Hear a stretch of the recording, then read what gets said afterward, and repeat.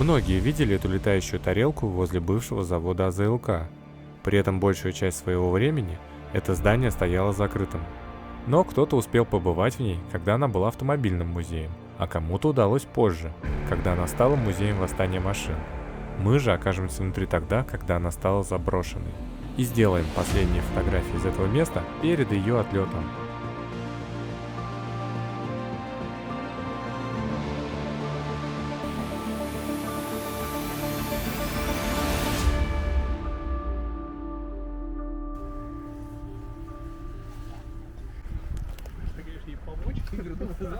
Подожди, должны же быть просто ворота входные.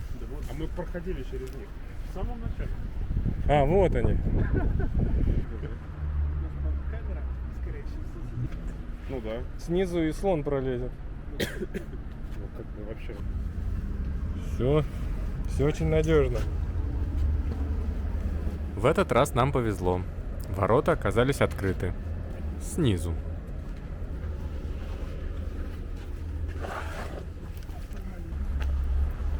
Ну вот и самый главный вход.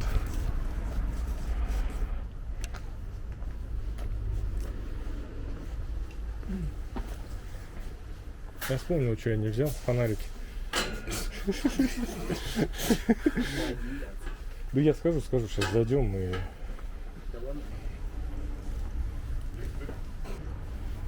Чё? Тут люди? Дверь закрой свою. Да я за фонариками сейчас пойду. Фотодорожек полагаю.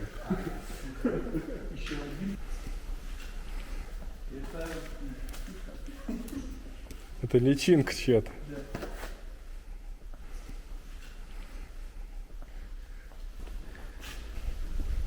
Итак, пойду схожу за фонарем. Пока я иду за фонарями, расскажу вам об этом месте. В первую очередь надо сказать, что это круглое здание, похожее на летающую тарелку, первоначально являлось музеем автомобильного завода имени Ленинского комсомола, ну или сокращенно АЗЛК.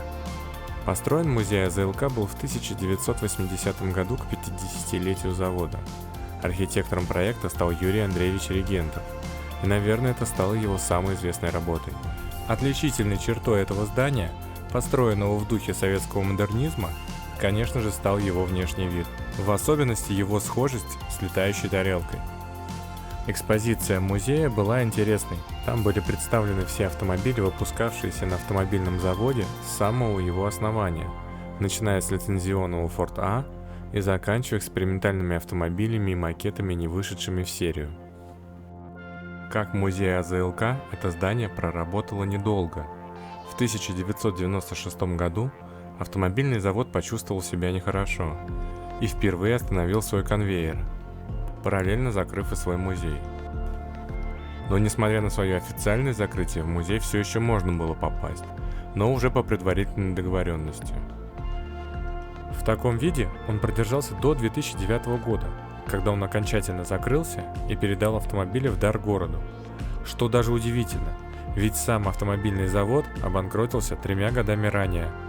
С того времени летающая тарелка стала заброшенной и пустой где-то до конца 2016 года, когда музей АЗЛК вновь стал музеем, но не автомобилей, а музеем восстания машин, в котором демонстрировались герои комиксов и голливудских блокбастеров, сделанные из различных металлических деталей.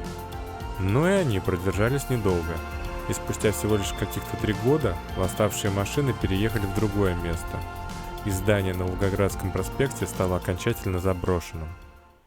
Итак, я сбегал за фонарями, и можно продолжать.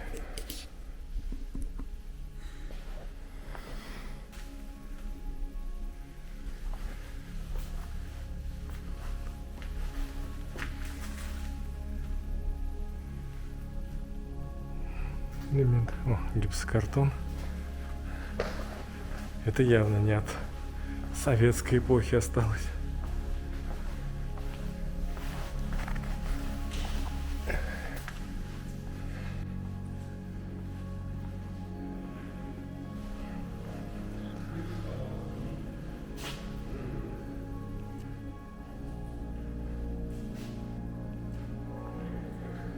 Чтобы не было скучно, расскажу бесполезный факт об этом месте.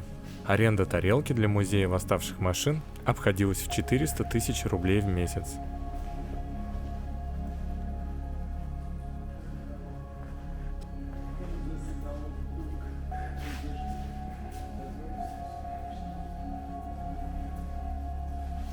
Ну да, уже ночные игры здесь. Прежде чем залезть в это место, я полистал интернет и обратил внимание на оформление экспозиции восставших машин. И у меня возникла идея при фотосъемке использовать УФ-фонарик. И я не ошибся. Посмотрите, как преображается окружение в зависимости от того, какой фонарь я использую. Но, к моему сожалению, моя видеокамера не способна это передать. Сейчас попробую просветить крышу.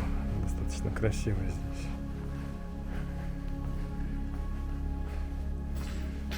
Ты выглядишь как охранник.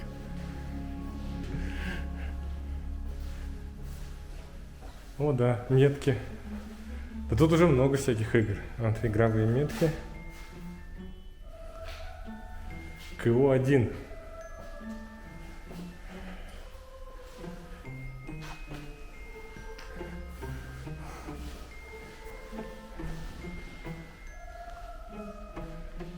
Глазастик говорит привет.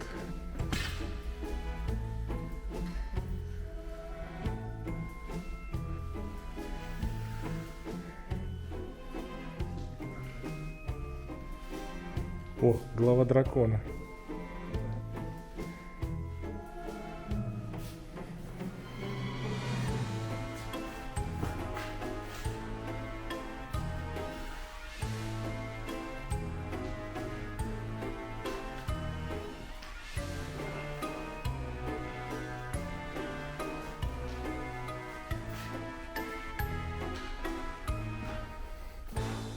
А вот еще один бесполезный факт.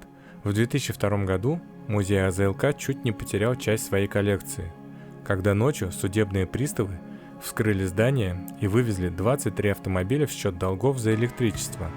Причем приставы очень интересно оценили вывезенные автомобили, каждый в 10 тысяч рублей. Хоть только один вывезенный Ford А на тот момент стоил в районе 3 миллионов долларов. Но ситуацию спасли сотрудники музея, которые смогли достучаться до тогдашнего мэра Москвы Юрия Лужкова, и автомобили все-таки вернули обратно в музей.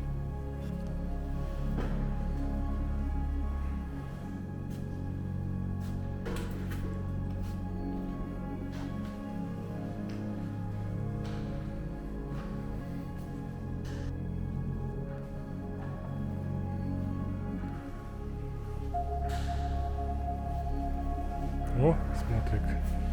Щиток еще остался, даже не растаскали. Интересно, электричество еще есть?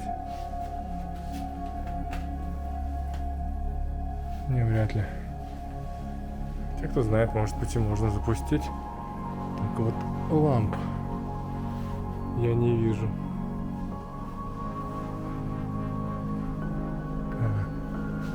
Здесь у нас любители Звездных войн.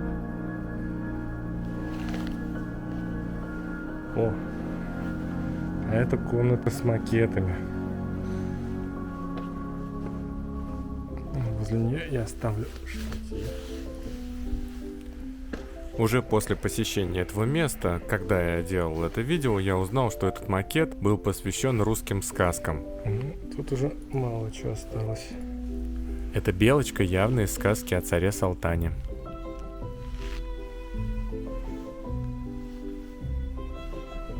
Вот тут очень редкий экспонат.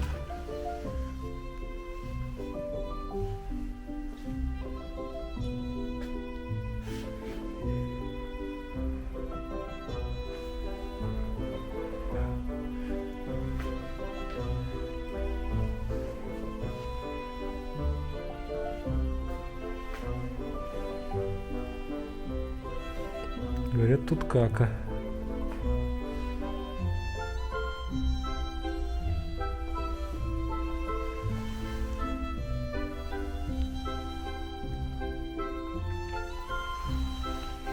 Да, забавная штука. Вообще я люблю всякие макеты.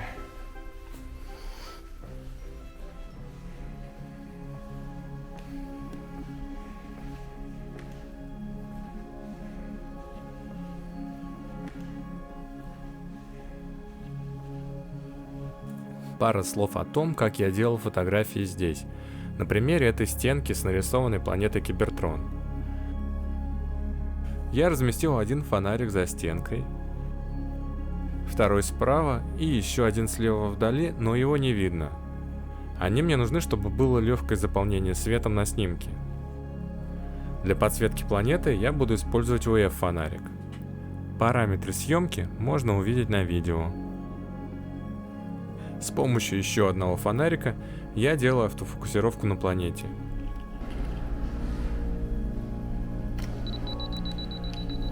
Ну, а теперь? И пока идет выдержка, я высвечиваю нужные места UF-ом. Смотрите, как она красиво вообще.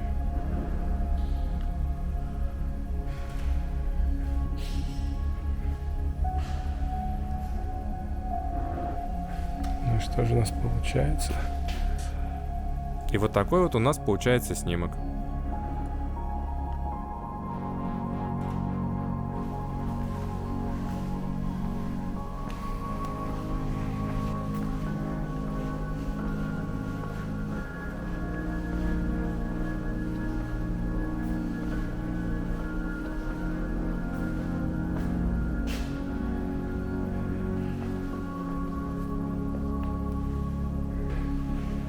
И последний бесполезный факт. На китайских москвичах, которые сейчас собирают на заводе, используют новый логотип, а не старый. Отчасти от того, что права на классические логотипы были проданы Volkswagen.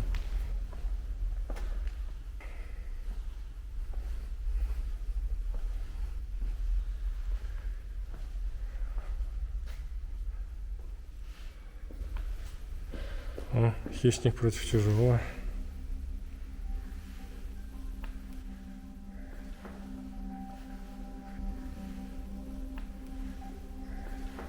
От советского интерьера внутри практически ничего не осталось, за исключением пола и центральной колонны.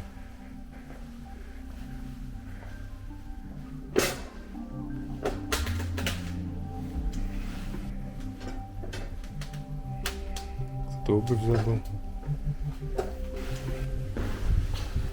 Так, ну что ж, мы почти сделали круг. А? Трансформеры. Ну тут прям все популярные франшизы. Все, прям лабиринт. Это не лабиринт, это выход. Так, где-то был здесь еще красивый ядерный взрыв. Явно не здесь.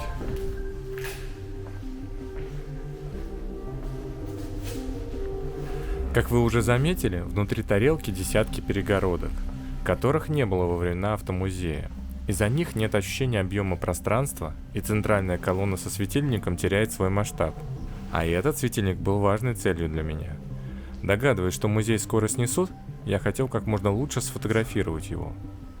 И у меня родилась идея сфотографировать его так, как будто он включен. Для этого я поставил фотоаппарат на штатив и подключил его к телефону для удаленного управления. А сам залез в центральную колонну, где фонариком подсвечивал каждую стеклянную трубку светильника, параллельно управляя длинной выдержкой фотоаппарата через телефон. Каждый ряд я делал отдельным снимком, чтобы не пересветить, а уже потом объединил кадры в фотошопе. На этот снимок у меня ушло около 20 минут, и я знатно офигел ползать внутри колонны. Поэтому снимать там видео я уже не стал.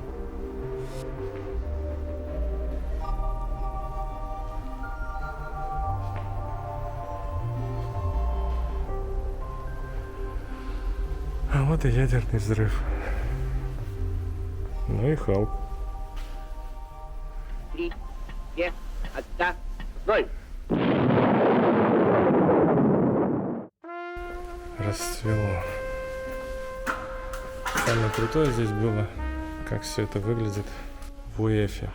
Мне нужны твоя одежда, твои сапоги и твой мотоцикл. Все вот эти вот штуки безумно красиво светились в УЭФ на фотографиях.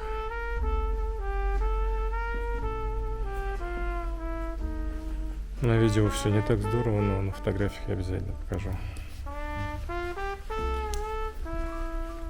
Фонарь в глаза. Мы выходим.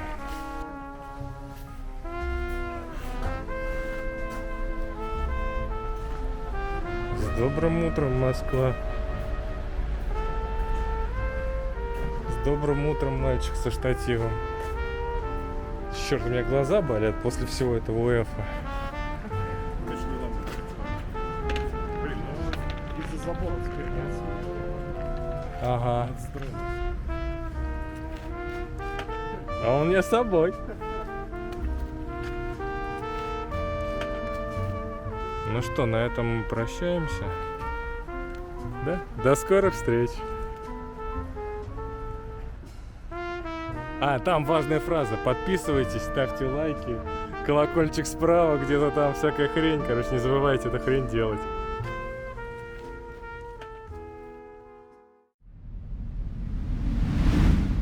Помогите мне. Я блогер. Я не могу, я оператор. Что это тут у нас есть? Здесь сигналка. Есть кнопка паника.